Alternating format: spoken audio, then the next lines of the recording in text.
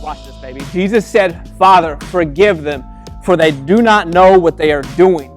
And they divided up his clothes by casting lots. Literally, Jesus going, Father, forgive them. They don't know what they're doing. And we thinking, how in the world? Like, he's being marched to his death. He got nailed to a cross. He's hung up there, like dislocated. He is asking God to forgive him. Now, why on earth would Jesus ask God to forgive these people?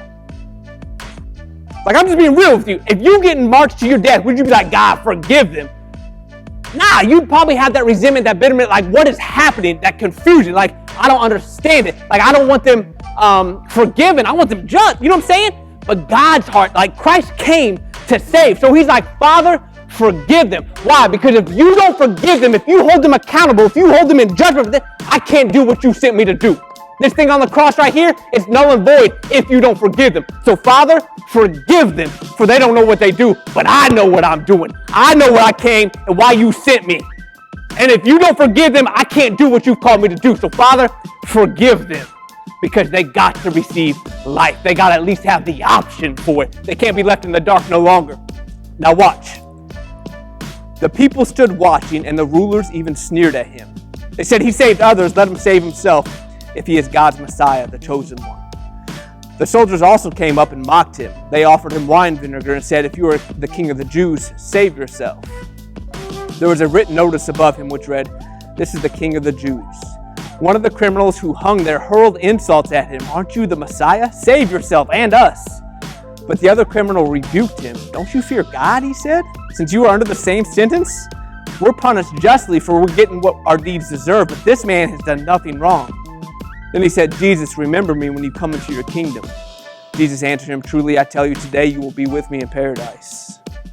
It was now about noon, and darkness came over the whole land until 3 p.m, for the sun stopped shining, and the curtain of the temple was torn in two. Jesus called out with a loud voice, Father, into your hands I commit my spirit. When he had said this, he breathed his last. The centurion, seeing what had happened, praised God and said, surely this was the Son of God. Now look at this, baby. Look at this centurion.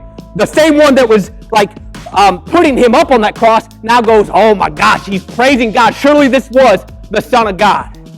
How did this just happen? Like, how did the centurion have this, like, I was going one way and all of a sudden, no, this is the truth. This is the Son of God that I just crucified.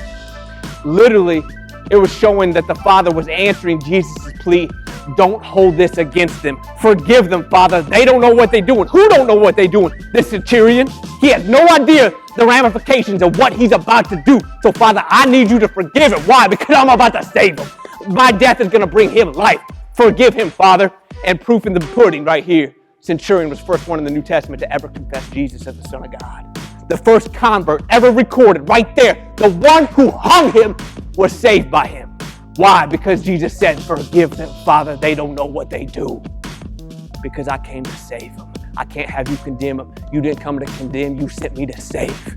And this is where I start with this man who spilled my blood. Right here is where I start. I ain't got to wait and go to another nation. He at my feet right now. Save him. And you think you're too far away from God. I don't think so, baby. If he'll start with the one who hung him, I promise you he comes for you.